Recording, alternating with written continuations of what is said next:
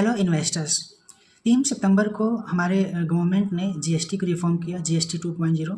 ठीक है, जीएसटी का दूसरा रिफॉर्म था, उन्होंने किया है।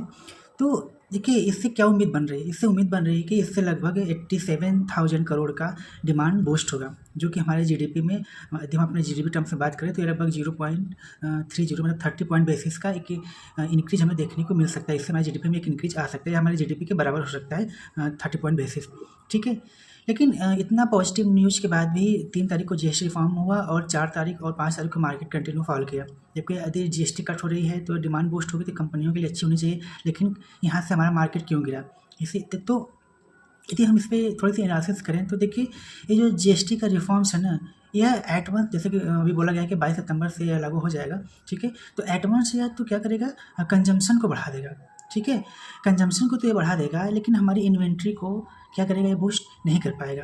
राइट, तो यहाँ पे बेसिकली कई मेन प्रॉब्लम्स निकल के सामने आ रहे हैं। जैसे सबसे पहला मेन प्रॉब्लम क्या हमने बताया है, क्या है कि यहाँ से क्या होगी, इन्वेंट्री का प्रॉब्लम होगा। दूसरी क्या प्रॉब्लम आएगी, किसी कंपनी को प्रॉब्लम फेस होगी, वो है सप्लाई चेन की। ठीक है, और सबसे इंपॉर्टेंट जो चीज़ निकल के आ रही है वो है कैपेक्स की।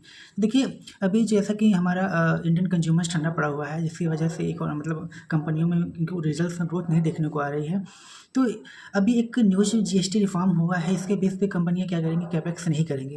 राइट, कंपनियों को कैपेक्स करने के लिए एक पैरामीटर होता है उनका, कि जैसे जो हमारे क्या बोलते हैं, कंजम्पशंस है। ठीक है, जो यूटिलाइजेशन है, जब तक वो 80% के ऊपर नहीं जाएगा, ठीक है, 80% के ऊपर नहीं जाएगा, तब तक कंपनियां कैपेक्स के बारे में नहीं सोचती हैं। तो कंपनियां क्या कर रही हैं, बेसिकली वो अभी इस न्यूज़ का वेट कर रही हैं, और अभी वेट एंड वॉच करेंगे कि जो ये न्यूज़ आया है इससे हमारे कंजम्पशन पे क्या प्रभाव पड़ रहा है। क्या कंजम्पशन सस्टेनेबल हो रहा है, या कहीं ऐसा तो नहीं है कि न्यूज़ आया 2-4 दिन थोड़ा सा हुआ और कुछ सेलिंग्स बढ़ी, लेकिन फिर वहीं ठंडा हो गया, तो बाकी वो क्यों कैपेक्स करेंगे? और जब तक कंपनियां कैपेक्स नहीं करेंगी, उनका वैल्यूएशन नहीं आएगा। जब तक वैल्यूएशन नहीं आएगा, कंपनियों का शेयर प्राइस बढ़ना थोड़ा सा नेक्स्ट टू इम्पॉसिबल है।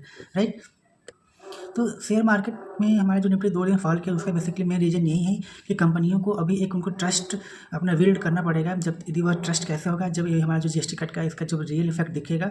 ठीक है, हमारा बेसिकली जो ऑर्डर बुक है वो इंक्रीज हो रहा है। ठीक है, क्योंकि जैसे जीएसटी कट हुआ, डिमांड तो डेफिनेटली बढ़ेगा, लेकिन ऑर्डर बुक क्या मिला कंपनियों को? अभी ऑर्डर बुक नहीं मिला। जब तक कोई ऑर्डर बुक नहीं मिलेगा, इनका शेयर प्राइस ऊपर जाना थोड़ा सा मुश्किल है। तो ये मेन मोटिव कंपनियों का यही है कि अभी वो क्या करेंगे, इसका इम्प्लीमेंटेशन देखेंगे, इसका इफेक्ट देखेंगे कि क्या यदि ग्रोथ जो आ रही है वो सस्टेनेबल होगी, तो कैपेक्स करेंगे, तब जाके एक कहीं कंपनियों में हमारा मार्केट ऊपर जाएगा। देखिए, शॉर्ट टर्म जीएसटी कट तो हुआ है, गुड फॉर द इकोनॉमी, लेकिन शॉर्ट टर्म में इसको हमें नहीं देखना चाहिए। ठीक है, इसका लॉन्ग टर्म इम्प्लीमेंटेशन देखना होगा, तभी मार्केट एक अपना व्यू देगा। ठीक है, यहीं तक रखते हैं, और शेयर मार्केट में गाइडेंस के लिए हमारे टेलीग्राम चैनल को जरूर से ज्वाइन कर लीजिएगा, और चैनल को सब्सक्राइब कर लीजिए। Thank you.